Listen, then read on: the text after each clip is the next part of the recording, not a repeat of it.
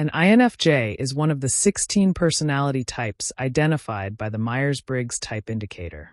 It stands for introverted, intuitive, feeling, and judging. Often called the advocate or the idealist, INFJs are considered the rarest personality type in the world. Hey there! It's so good to see you back again.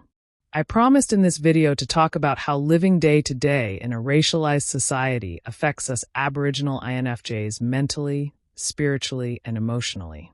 I will also include a strategy decreasing these effects. The first one being awareness of just how tricky this phenomenon or occurrence can be. Let's start with a story. About a year ago, I was watching a prank show with my domestic partner. He really gets a kick out of them. In one particular prank skit, a young man was being set up by his friends and ended up in front of a duo of fake detectives in a stage prop interrogation room. Everything looked realistic. The paid actor detectives grilled him about being the perpetrator of a crime. Remember, all this is made up. It's a prank. The man hadn't committed any crime. He was completely innocent. He was not where they told him he was seen. He hadn't done any of the things they said they had on camera. As the young man was interrogated initially, he was confused. It took him a minute to understand exactly what they were saying. After he was clear on what was happening, he claimed truthfully and adamantly that he is not the person they are looking for. He explained with conviction and passion that they had the wrong person. This lasted long enough for something to happen that I did not see coming.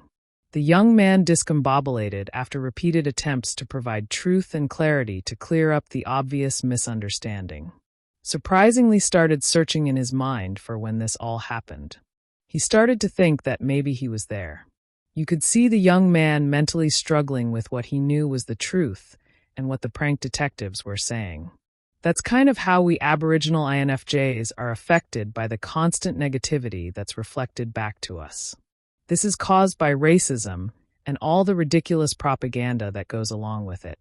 We start to see ourselves the way they see us despite it being untrue. We start to think maybe they are right. I have no idea what this is called, but it happens. Toni Morrison, the first Indigenous woman to win the Nobel Prize in Literature, called it the white gaze. Toni Morrison's used this concept in modern critical discourse to denote the nature of the white gaze as a social construct. It refers to the way Black life is filtered, judged, or performed for the benefit, comfort, or scrutiny of white people. Morrison famously compared the white gaze to having a little white man on your shoulder, who is constantly critiquing whether your life, art, or speech is acceptable to a white audience. She argued that for centuries, Black writers were expected to explain their humanity to white people, effectively writing to the gaze rather than for their own community. Morrison's revolution was her refusal to write for the white gaze. She didn't pause her stories to explain Black cultural nuances, like hair rituals, slang, or specific trauma, to outsiders. By removing the spectator, she created a space where Black characters existed as whole, complex humans without the need for external validation. She believed that if a writer focuses on the white gaze, the work becomes a reaction rather than an action. By ignoring it, she allowed the Black experience to be the center of the universe. In her novels, white characters are often peripheral or completely absent, not out of hate, but because they simply aren't the focus of the internal Black narrative. As we discussed earlier regarding the INFJ introspective, intuitive, feeling, and judging personality, there is a strong link here. INFJs, as a result of past traumas and navigating what can be at times hostile environments, energetically we often struggle with people-pleasing or overanalyzing how others perceive us. Morrison's rejection of the gaze is the ultimate door slam to societal expectations. It is the act of reclaiming one's internal world. Why the white gaze matters today? Because it is still relevant, especially for the present and future generation to come. We find it more pervasive than we ever have before in digital spaces, corporate code switching, and social media. Performance versus reality. It asks whether we are living our lives authentically or performing for an invisible audience. The importance of cultural safety. Having spaces where you don't have to explain yourself cannot be overstated. For a Black INFJ, The burden often comes from hypervigilance, the exhausting mental habit of scanning the environment while simultaneously absorbing everyone else's emotions.